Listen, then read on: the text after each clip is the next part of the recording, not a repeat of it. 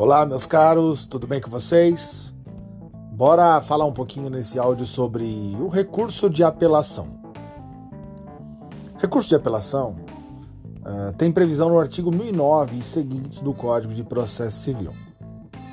Inicialmente é muito importante destacar suas hipóteses de cabimento.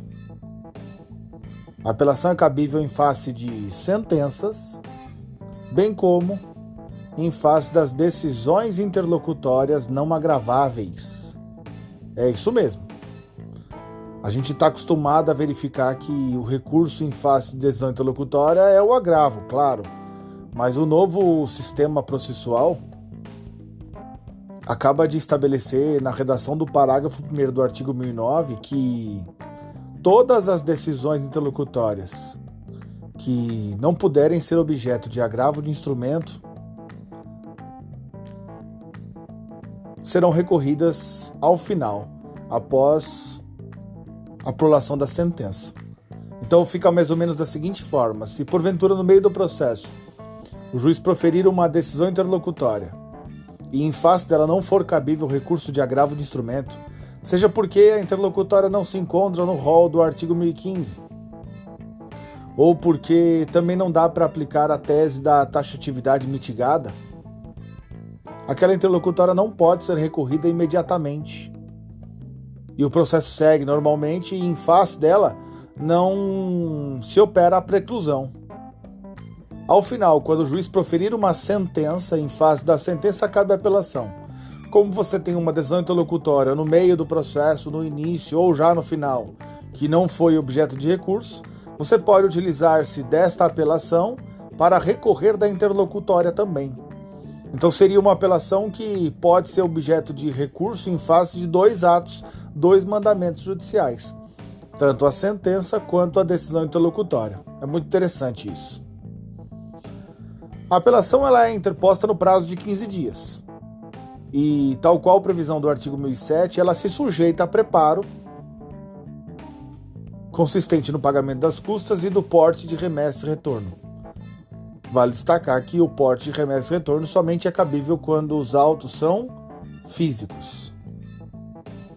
Além disso, cumpre ressaltar uma importante modificação do Código de Processo Civil no que tange à admissibilidade da apelação.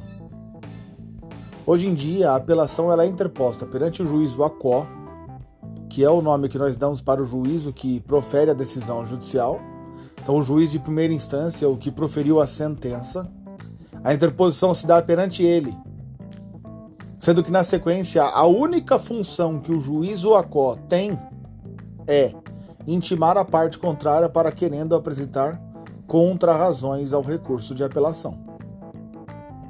Havendo a apresentação de contra-razões ou não, acabou a jurisdição do juízo de primeira instância.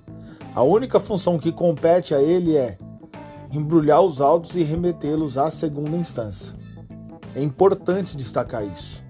O juízo de primeira instância não faz a admissibilidade da apelação. Quem faz a admissibilidade da apelação é o próprio tribunal, é o próprio relator do recurso. Então eu interponho uma apelação perante o juízo de primeira instância, ele recebe, intima a parte contrária para a apresentação de resposta de contra-razões, e, na sequência, ele deve remeter os autos à segunda instância, ao tribunal, para que aí sim, ao chegar no tribunal, o relator do recurso faça a admissibilidade consistente na análise da presença dos pressupostos recursais. Então perceba, a admissibilidade da apelação se dá diretamente no juízo ad quem. Não ocorre mais como era antigamente perante o juízo ACO. Isso é muito importante ser destacado. Ainda vale destacar que a apelação, tal qual a previsão do artigo 1012 do CPC, ela em regra é recebida no duplo efeito. Isso significa dizer efeito devolutivo e efeito suspensivo.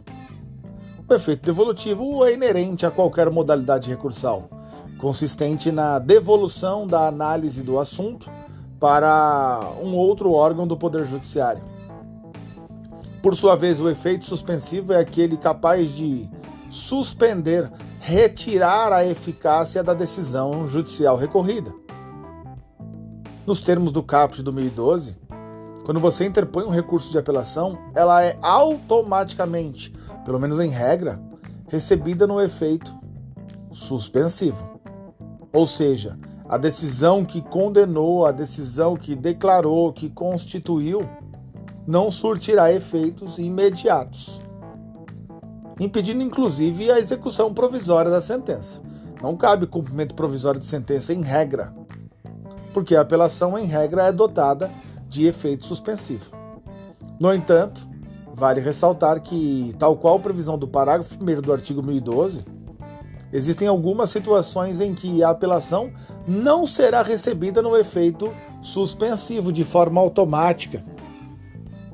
Aliás, esse efeito suspensivo de forma automática do artigo 1012, ele é chamado pela doutrina de efeito suspensivo legal ou efeito suspensivo ope legis. Nos casos do parágrafo 1º do artigo 1012, a apelação não será recebida automaticamente no efeito suspensivo. Então não tem efeito suspensivo. Dou-te um exemplo. A sentença que confirma, que revoga a tutela provisória. Essa sentença, no que tange a este capítulo, não terá efeito suspensivo automático. Em outras palavras, caso ocorra a interposição da apelação em face deste mandamento, pelo menos neste caso, a apelação será recebida somente no efeito devolutivo, autorizando, portanto, a execução provisória, o cumprimento provisório da sentença deste capítulo. Beleza? Eu te vejo numa próxima oportunidade. Valeu, tchau, tchau.